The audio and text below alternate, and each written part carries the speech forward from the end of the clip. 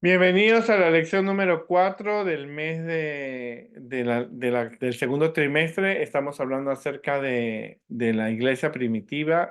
Aprendimos en la primera lección que los judíos decidieron, algunos de ellos, seguir a Cristo y se convirtieron en cristianos. Y eso, la primera iglesia cristiana estuvo formada por judíos. Y realmente, y luego la iglesia empieza a crecer. Al crecer empiezan algunos problemas, fueron perseguidos, eh, también fueron arrojados de su familia, perdieron sus hogares. Y entonces lo más terrible que le pudo haber ocurrido es que realmente empieza una persecución contra ellos y ellos tienen que huir de Jerusalén, y donde llegan, ellos llegan a ser buenos cristianos. Saulo, que era el líder del Sanedrín judío que habían condenado a Jesús y a Esteban, realmente él decide perseguirlos no solamente por todo Jerusalén, sino también en las ciudades donde tenía el control los miembros del Sanedrín judío, los fariseos, los saduceos, los sacerdotes, todos ellos. Y él tiene un encuentro con Jesús que le hace, que le perdona a Pablo el haber matado tantos cristianos, y lo convierte en una persona que cree ahora en Jesús.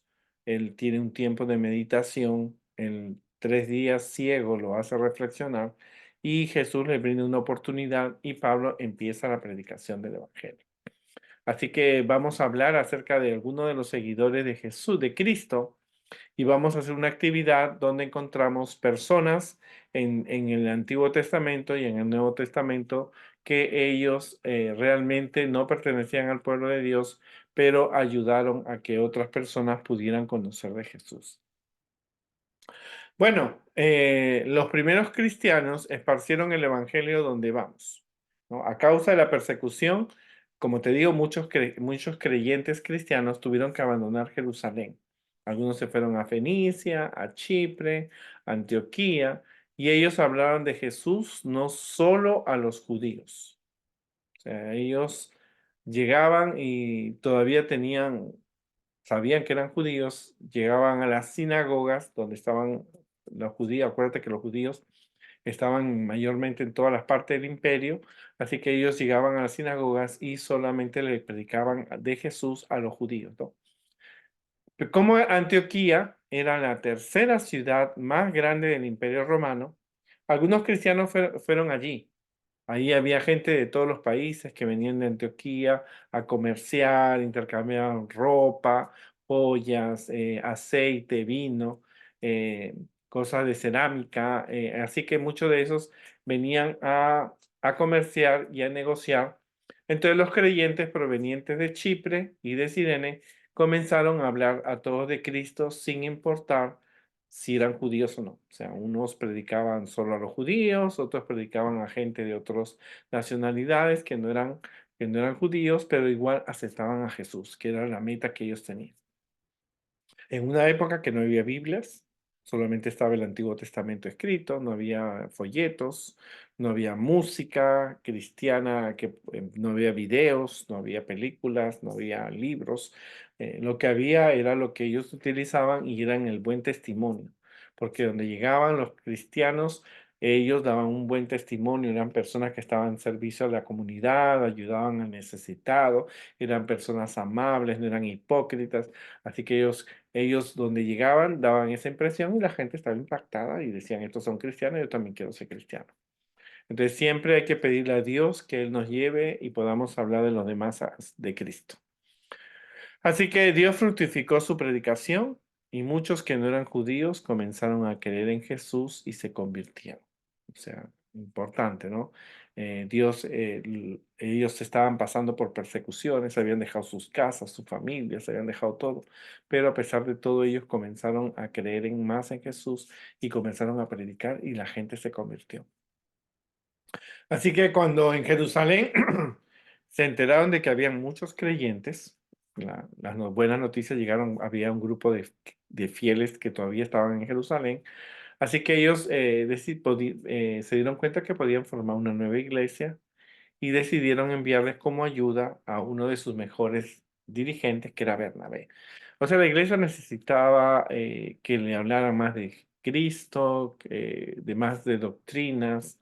Habían aceptado a Jesús como su Salvador personal y la iglesia necesitaba había muchas preguntas que tenían los primeros cristianos que necesitaban respuestas, así que la iglesia que estaba formada en Jerusalén decide mandar a Bernabé, que es otro de los grandes elocuentes, y entonces Bernabé estaba preparado para poder apoyar a la iglesia cuando lo necesitó, ¿no?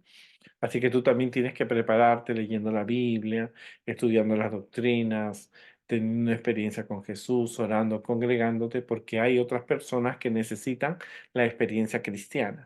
Así que necesitan saber qué hacer, qué no hacer, cómo entender este capítulo, este tema. Así que eso era lo que se encargaba Bernabé. Así que enviaron ayuda y Dios fructificó su predicación y muchos de los creyentes comenzaron a creer en Jesús.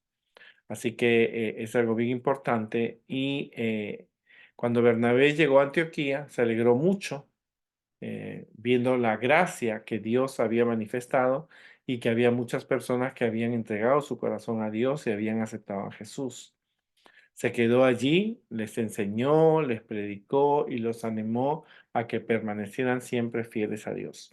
Acuérdate que en esa época había una influencia de la cultura romana, habían gladiadores, prostitutas, habían grandes festividades, adoraban a los dioses, la gente ponía flores, había música y entonces los cristianos tenían que permanecerse firmes y fieles a Dios. Entonces había que enseñar. Había que enseñarle que no se baila, no se toma vino, no se adora a los dioses, no se come alimentos sacrificados a los dioses, no se puede ejercer la prostitución, no, entonces había que enseñar eso al pueblo, como hoy día nos enseñan muchas cosas, no usar drogas, y entonces eso era lo que la gente también necesitaba y era parte de lo que por lo cual fue Bernabé. Por lo tanto, hay que agradecer a Dios por las oportunidades que nos da de hablar y animar a otros a seguirle, ¿no? La elección de Bernabé no fue casual. O sea, no le dijeron, ok, ve, anda tú. No, tú Bernabé, anda, a ti te encantan los viajes. No. Él era una buena persona, estaba llena del Espíritu Santo, tenía mucha fe y por su intermedio muchas personas se convirtieron a Jesús y muchas personas también permanecieron su fe. Otros también se pudieron haber ido, pero Bernabé fue una persona clave que ayudó a muchos de los cristianos. Orar mucho para que el Espíritu Santo nos llene, ¿no es cierto? Y podamos ser discípulos consagrados consagrados de Jesús. Como había mucho trabajo, porque empezó eso a crecer. Acuérdate que no había iglesias, eran casas. Había muchas casas que visitar donde habían vecinos que se reunían para escuchar. Bernabé se dio cuenta que él no podía hacerlo solo. Necesitaba una ayuda. Así que se fue a buscar a Pablo, que estaba en Tarso, para que le ayudase y Pablo accedió a trabajar con Bernabé. O sea, acuérdate que Pablo estaba convertido, él había tenido una experiencia con Jesús, él conocía, había sido bien preparado por Gamaliel y él con experiencia en Jesús comenzó a estudiar todos los evangelios para que pudiera comprender. Así que él empezaron a trabajar en equipo y siguieron el método que Jesús había indicado de dos personas, Bernabé y Pablo. Así que Bernabé tenía experiencia, Pablo tenía su experiencia y juntos comienzan a predicar de Jesús. Así que ellos estuvieron, dice, ayudando un año, 52 sábados, 52 semanas estuvieron trabajando, consolidando la iglesia y enseñándose a todo de Cristo. Porque el tema principal que en ese momento había era presentar a Cristo como el Salvador, como el Mesías, ¿no es cierto? Y que pronto iba a venir por nosotros y también las otras cosas que ellos necesitaban aprender. Las personas que no eran judías tenían que aprender a no comer puerco, a no usar joyas, a no trabajar el sábado, aprendieron también a diezmar. Entonces eran cosas que ellos necesitaban aprender. Para eso estaba Pablo y Bernabé y Pablo estaban trabajando en equipo para poder ayudar a esas iglesias. Hablaban tanto de Cristo que la gente de Antioquía fueron los primeros en llamarlos cristianos. Porque al seguir a Cristo y hablaban de Cristo, eran tanto que lo llamaron cristiano. Gracias a la gente de Antioquía, nosotros somos llamados cristianos porque creemos en Cristo. Así que a partir de ese momento, todos nosotros que creemos en Jesús recibimos el nombre de cristianos porque en Antioquía se predicó mucho de Cristo. Ahora, ¿cuál es tu tema de conversación? ¿Es Jesús? ¿Pueden los demás llamarte cristiano? Y esto es importante porque muchas veces nos conocen por las historias, los viajes que hacemos, la comida, las cosas que tenemos. Mi papá es ingeniero, mi mamá es doctora, pero tú no le hablas acerca de Jesús. Ahora, así que ellos estuvieron predicando de Jesús, que a tal grado que la gente le dijo, este es cristiano, porque habla de Cristo. Ahora, resulta que la iglesia se continuaba creciendo y Dios siempre envía profetas. En el pasado tenía Samuel, Moisés, un profeta de Dios, Ananías, Isaías, perdón, Jeremías, Habacuc, habían sido profetas que habían ayudado al pueblo de Israel. Así que Dios también, la iglesia cristiana también tiene profetas. Hoy día tenemos a Elena de White, que fue profetisa de Dios. Así que Dios siempre envía profetas para avisar lo que iba a ocurrir o lo que se pensaba o lo que pensaban hacer para que ellos se preparen. O sea, Dios siempre ha enviado personas eh, para que nos den instrucciones. Así que entre los profetas que descendieron a Antioquía había uno que se llamaba Agabo, que el Espíritu Santo le habló y le dijo que iba a haber una gran hambruna en toda la tierra. O sea, en toda la tierra, en toda esa tierra del dominio romano, incluyendo Jerusalén, iba a haber hambruna, ¿no? Así que se le dijo a los hermanos que estuvieran preparados porque iba a haber una gran sequía. O sea, en otras palabras, Dios dijo al pueblo que aunque hubiera una gran sequía, no se preocuparan porque Dios iba a estar con ellos, pero que tuvieran precaución. Sí, acuérdate que José fue también un profeta a quien Dios le dijo en Egipto que iba a haber una sequía y él protegió a su familia. Por eso los hermanos de José y Jacob se van a vivir a Egipto. Así que nosotros necesitamos un profeta, que es una de las características de la iglesia y hay que agradecer porque tenemos a Elena de White. Así que como vino la sequía, los hermanos de Antioquía se enteraron de que había hambre en Jerusalén. Así que ellos decidieron recoger una ofrenda especial para ayudarles a esos hermanos que iban a pasar hambre. Así que cada uno hizo un esfuerzo, inclusive algunos empeñaron bienes para poder ayudar en estas circunstancias difíciles.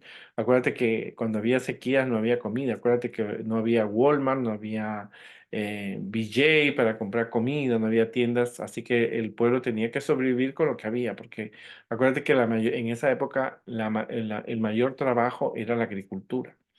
Así que el cuidado de los animales. Así que los hermanos en una sequía no hay agua y no hay comida. Así que los hermanos de Antioquía deciden enviar un regalo, un donativo, una ofrenda especial para ayudar a los hermanos que estaban en Jerusalén. O sea, que tú veas que esas cosas de hoy también se practicaban en las primeras iglesias cristianas. Así que los hermanos le recomendaron a Pablo a Pablo y a Bernabé que ellos llevasen a la ofrenda y se la entregasen a los ancianos de la iglesia de Jerusalén. En esa época no había Western Union, no había Zelle, no había algo electrónico para mandar un dinero. Había que llevarlo personalmente. Así que te imaginas el peligro que las personas tenían al llevar ese dinero y no ser robados, pero ellos aceptaron el reto de ir y llevar el dinero. Hoy día la tecnología, tú puedes mandar tus ofrendas online y de tu cuenta de banco llega. Así que automáticamente le encomendaron que por favor entregasen el dinero en Jerusalén, tenía que ir. Ahora nosotros estamos pasando por momentos de crisis. Piensa si la iglesia está pasando un momento de crisis, ¿cómo tú puedes ayudar con tus ofrendas y esforzándote a ser fieles entre fieles entre nosotros y ayudar a quienes lo necesitan, ¿no? Así que en el pasado, cuando había un problema, los hermanos de otras iglesias le ayudaban a la otra iglesia que estaba en otra ciudad. O sea, no solamente se ayudaban entre las iglesias que estaban cerca, sino las iglesias que estaban lejos. Esta historia es muy interesante porque nos muestra que la iglesia estaba, estaba siguiendo un orden, una disciplina, estaba un liderazgo. Ellos no estaban, estaban preocupados en desarrollar, en que las personas conservaran su fe, había cosas nuevas que aprender, había preguntas difíciles que ellos tenían que hacerlas y no encontraban respuestas. Así que los hermanos de la iglesia de Jerusalén envían a Bernabé a quien puede a quien puede realmente responder las preguntas, enseñar las cosas como son, y la gente estaba dispuesta a aceptar o rechazarlo, ¿no?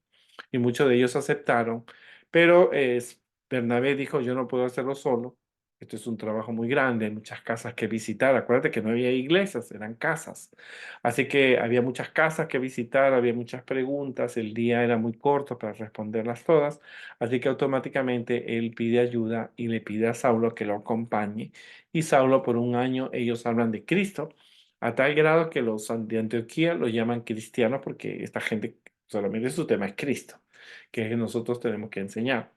Al enseñar de Cristo, tú enseñas del sábado, de la alimentación, de la adoración, las ofrendas, los diezmos, todo eso. Así que eso fue lo que ocurrió. Y realmente eso realmente fue algo valioso, ¿no? De repente Dios envía un profeta que se llamaba Gabo y le dice a los hermanos que va a haber una hambruna en la tierra, especialmente Jerusalén, y entonces los de Antioquía dicen, bueno, vamos a recoger una ofrenda. No estamos en Jerusalén, pero ellos van a necesitar dinero para poder sobrevivir porque con el dinero se puede comprar comidas en otros lugares. Acuérdate que no había VJ, no había Walmart, no había la comida tenía que comprarse, no había eh, una compañía exclusivamente online, ¿no es cierto?, que podía traer la comida, así que automáticamente ellos tuvieron que ayudar, porque les nacía del corazón. Y eso es importante, ¿no? Hay momentos de crisis, hay momentos difíciles. Nosotros, ¿qué podemos hacer si, por ejemplo, pasamos la pandemia? Había muchos hermanos que no tenían trabajo, no tenían comida. ¿Cómo podíamos ayudarlo? Abriendo un food bank, buscando comidas en la comunidad para ayudar a esas personas. Y eso es lo que realmente estaba ocurriendo en la iglesia de aquella época.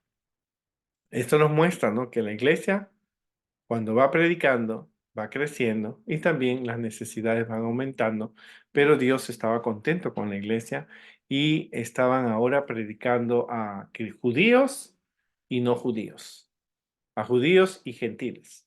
Los judíos eran los que habían, el pueblo de Dios, que ya habían dejado de serlo cuando matan a Esteban, y los gentiles eran personas que no eran judías, que no sabían de Dios, y este grupo tenía muchas preguntas, necesitaban mucha instrucción, así que necesitaban personas preparadas, ¿no? Por eso uno como líder también tiene que prepararse, también leyendo la Biblia, tener una experiencia con Jesús, saber responder preguntas, saber del lado de Dios, ponerse al lado de Dios, porque esa gente no conocía. Entonces ahora ellos tenían que ayudar a los hermanos para que sean fieles a Dios. Un trabajo muy lindo, un trabajo muy dedicado y algo que esta historia es importante y quedó en la Biblia para demostrarle, ¿no?, a nosotros cómo nosotros podemos trabajar hoy día en nuestra iglesia. Las cosas no han cambiado.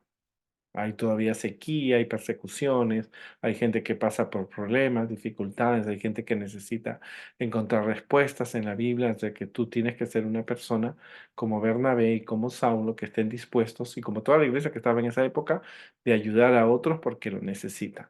Ser parte de una iglesia nos muestra que realmente nosotros somos las personas más felices del mundo, ¿no?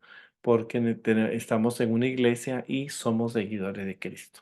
Que Dios nos ayude y nos vemos la próxima oportunidad.